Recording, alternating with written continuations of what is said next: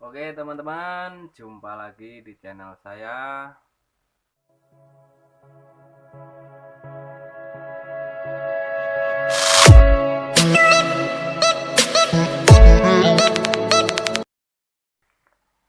Sebelumnya saya ucapkan Assalamualaikum warahmatullahi wabarakatuh. Salam sejahtera buat kita semua. Semoga kita selalu dalam lindungan Allah Subhanahu wa Ta'ala. Di kesempatan video kali ini, saya akan berbagi pengalaman untuk teman-teman yang berminat menjadi TKI ke Taiwan. Jadi di video kesempatan kali ini saya akan berbagi pengalaman apa saja yang dibutuhkan dan harus dipersiapkan dalam pendaftaran ke PT untuk tujuan menjadi TKI ke Taiwan. Oke, simak video saya terus ya.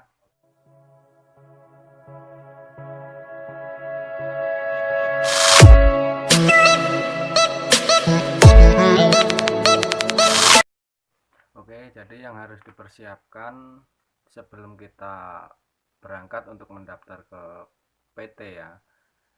Nomor satu itu KTP, kedua itu kartu keluarga, dan ketiga itu ijazah, dan yang keempat ini apabila kita sudah berumah tangga biasanya ada buku nikah, tapi kalau masih lajang biasanya cuma 3 itu aja. Jadi KTP, ijazah, sama kartu keluarga itu sudah cukup. Kalau sudah cukup semua, nah jadi kalau udah cukup semua persyaratan, kita udah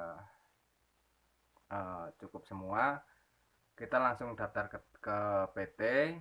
Kita mau melalui proses PT di mana itu banyak ya, di daerah Jakarta, Tangerang, Bekasi itu banyak PT-PT. Kalau yang lebih enak sih, kalau pengalaman saya ya teman-teman, itu kita pakai sponsor, jadi kita nggak repot. Tapi kalau mau berangkat sendiri ke PT daftar itu juga boleh. Nah jadi begitu. Jadi kalau itu semua sudah cukup, kita daftar sendiri atau melalui sponsor.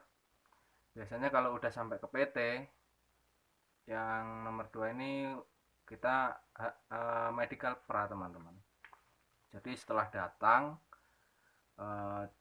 persyaratan kita dilihat semua, kita diukur berat badan, tinggi badan, kita diukur semua. Jadi kita langsung ke tempat medical pra. Nah jadi yang nomor 2 itu medical pra. Setelah mempersiapkan dan mendaftar itu, kita biasanya prosesnya di medical pra. Nah nanti setelah medical pra yang nomor 3, apabila di medical pra kita lolos, kita sehat, biasanya kita langsung pasporan. Nah begitu, cara singkatnya gitulah ya. Biasanya kita langsung pasporan.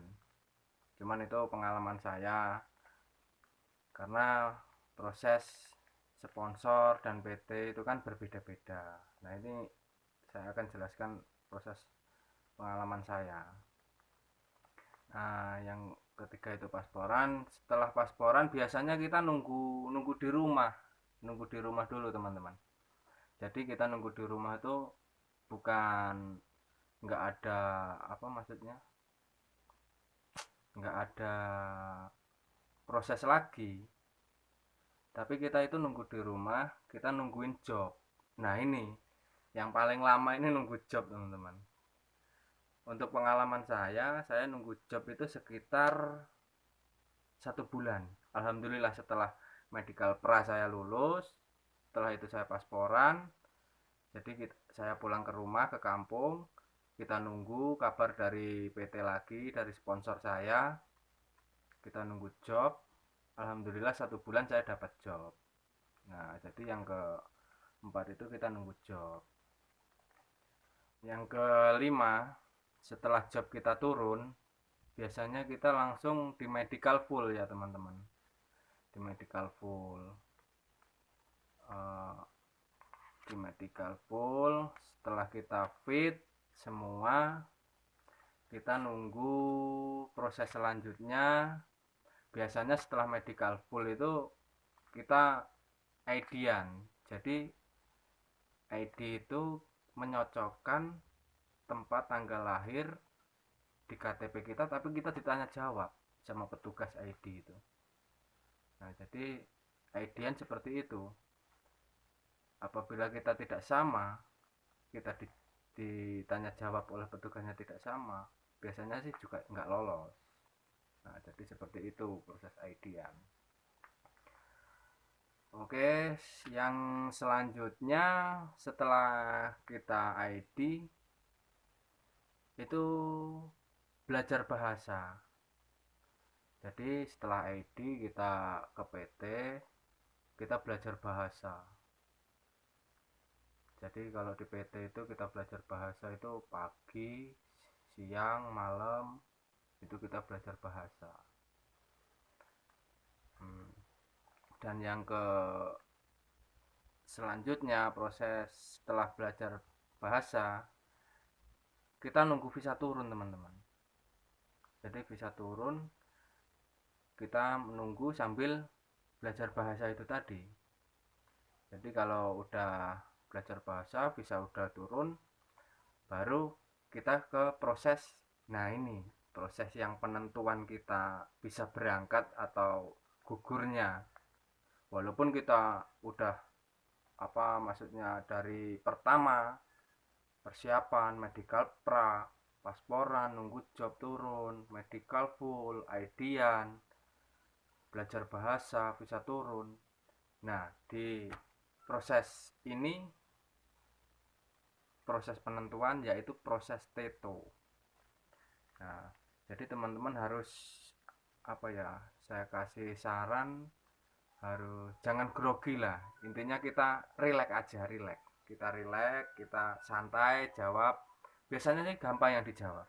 Yang ditanya jawab itu gampang. Biasanya sih nama lengkap kita, umur kita, nama orang tua.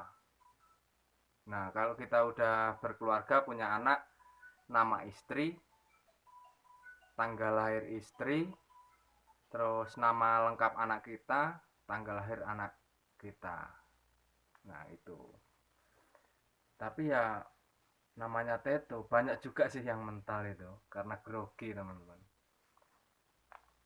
Jadi pesan saya kalau udah mulai proses teto, bagi yang lagi proses, jadi jangan takut, jangan grogi, kita santai aja lah, kita relax, fresh. Itu aja pesan saya. Dan setelah teto